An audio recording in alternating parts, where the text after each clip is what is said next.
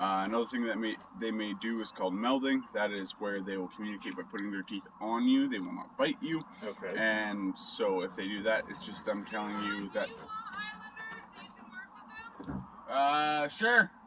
The answer is yes. So they may put their teeth on you. It's just them telling you that they don't like that, or that you're touching somewhere that might be a little bit sensitive. And so they're just communicating that with you. They're not telling you that they hate you.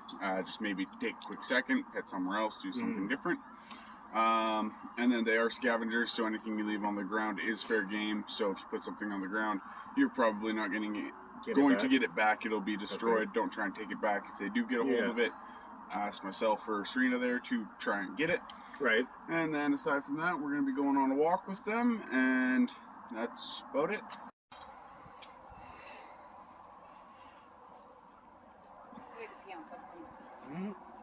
This one does. Hi, Nissa. Oh, look. Look, her just don't look that she didn't hit the ground. She doesn't like it. Hi, Nissa. Hi.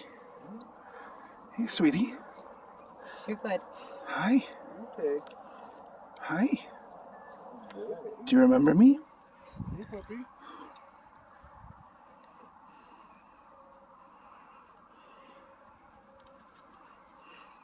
I read we walk down to the photo pinks and something in there, and then I can see how cool it is.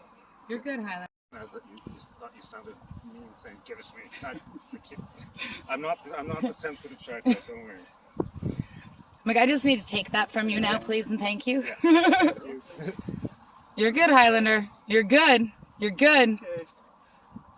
Here, give him to me for a sec. Do you take them on walks daily, or? When they're little, we do. At this age, I mean, they pretty much come out daily, but if there's the odd day that they don't, we don't worry about it. So how old are they? Sorry, I forgot. You don't know all this information. Nope. So Nisa and Lupe are 7 this year. They are orphans from the wild. Their pack was actually shot and killed. Ouch. And somebody took them, fed them a human baby formula, which shuts down the GI tract. So, shuts down all their internal organs. Ouch. Or their gastrointestinal system. Yeah. And so then they were turned into a rehab, but at that point they were past the ability to be rehabilitated back to the wild. So we were contacted by Fish and Wildlife, asked if we would take them. So that's why they're here. And all the animals do this. Pardon? Not all of them, but a lot of them do, yeah. Right.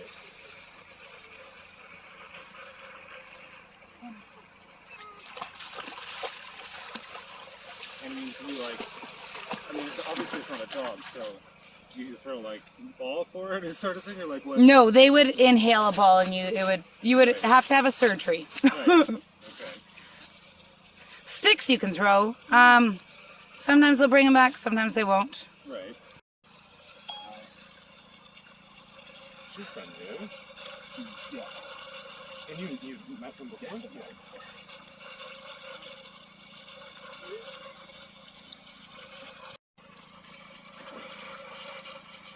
So even when they're scared, they don't get too defensive, right? No? Nope, they just try to get away from you. And how many wolves do you guys have? Just the 4. Okay. Where are you going? Oh, at all. Really? Yep. Cool. So we have the largest prey. And so the wolf pack and the physical size of the wolf actually matches the prey. Really? Yeah.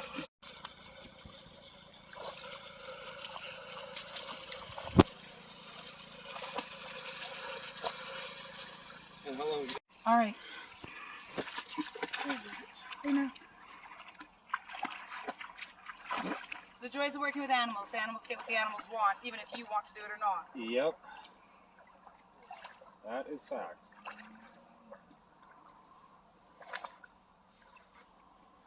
Can you catch? Maybe. Somebody can.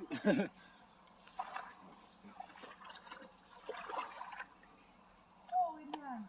Cold? Yeah.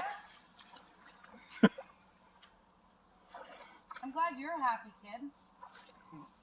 I'm glad I'm the one in the deep water, too. Yep. Why That's am what I I was the one thinking. in the deep water? So what do you generally feed them here? They are carnivores, so we feed everything because every type of meat has a different nutritional value. So they get wild game, they get chicken, pork, beef, all of it. Once in a while, your kids, when they don't show up for work. Yeah, see? Yeah, I guess literally that's what's happening too. That's exactly what I did. Thanks for noticing. It's called Parenting 101. Can we not go over that way? What are you doing, my boy? I'm still stressed out. Oh!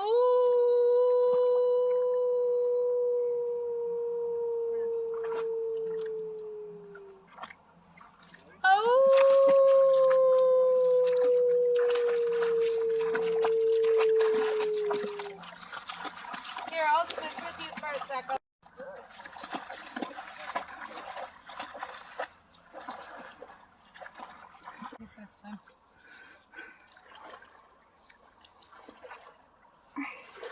How old are you now, Keelan? 19. So basically, you like grew up with this wolf your entire teenage years. Yes. Okay, seriously, I'm like 3/4 of the water. You're missing him swimming. Are you swimming?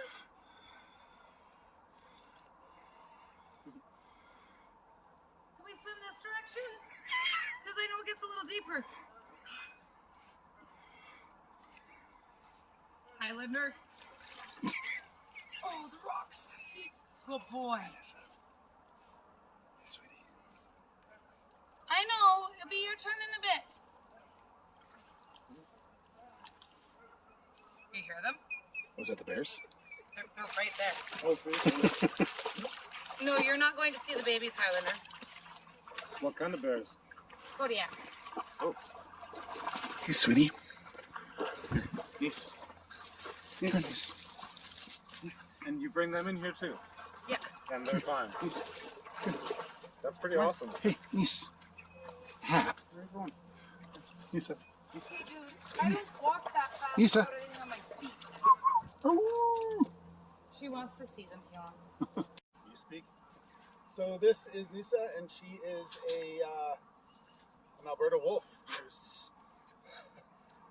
Basically, her entire pack was killed. Unfortunately, they were shot, and someone took her and her sister in and did not feed her a proper diet. So they kind of realized they were in over their heads and tried to surrender them both to a rehab. But unfortunately, by that point, they were not releasable.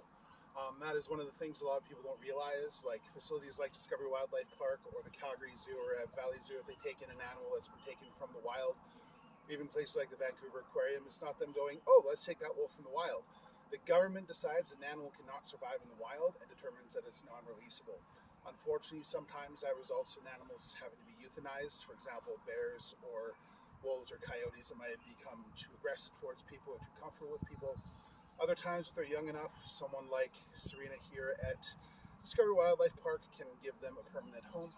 That is how a lot of their bears have come in. That is how these two wolves came in. The other two wolves came from another facility. Yeah, this is very much a rescue, and they have really amazing lives here, don't they?